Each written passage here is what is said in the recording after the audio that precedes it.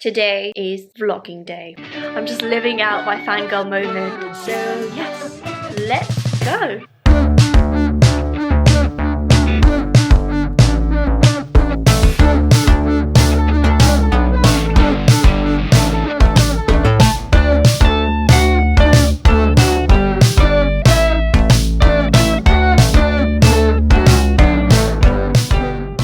Hello everyone and welcome back to the channel. My name is Zara, also known as Nurse Zara. I am a registered nurse working here in London. Today I'm actually doing something quite exciting. I'm going to go and see one of my favourite author's book being made into a play. But this is not just any author, this is not just any play. So for those of you that aren't aware, Christie Watson is in fact a nurse and she's been a nurse for a very long time. In her book she documents her experiences as a nurse and I cannot emphasize enough how much I fangirl over Christie Watson. You're someone who wants a good read, I definitely recommend reading this book. You don't have to be a nurse to read it. I have made a whole day out of this. This is going to be a London outing day. I've even dragged one of my friends to go with me because I needed to see this play. I'm going to take you guys with me as well. So a little bit different to what I've done before, but I hope you guys will enjoy.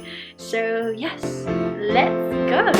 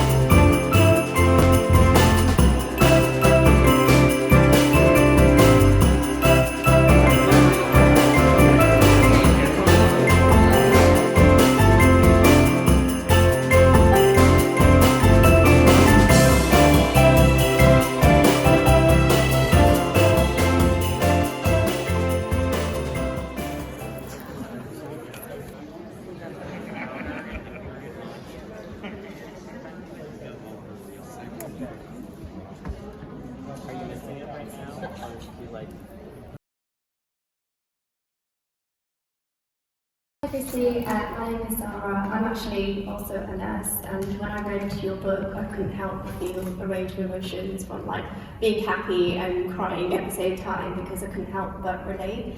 I guess I'm at the start of my nursing journey, only a couple of years in, and my question is, if you could give yourself one piece of advice to when you started your nursing journey, what would it be with the knowledge that you have now? It's a really good question. I think it's really hard because it's kind of, all the experiences I've had, good and bad, and the things that I've worked on and people I've worked with have made me who I am now. So I wouldn't really necessarily have regrets. Don't do any illegal lifts as patients. You're back could be in trouble. The difficulty is when I started out, it was a very different landscape. It was a very different world. Nurses now, for example, are earning in real times less than they were earning 10 years ago. So often nurses like you are having to work extra hours, different jobs. And so I think if I was starting out now, I would give myself different advice. The only advice I would give to you now is to absolutely 100% prioritise mental health.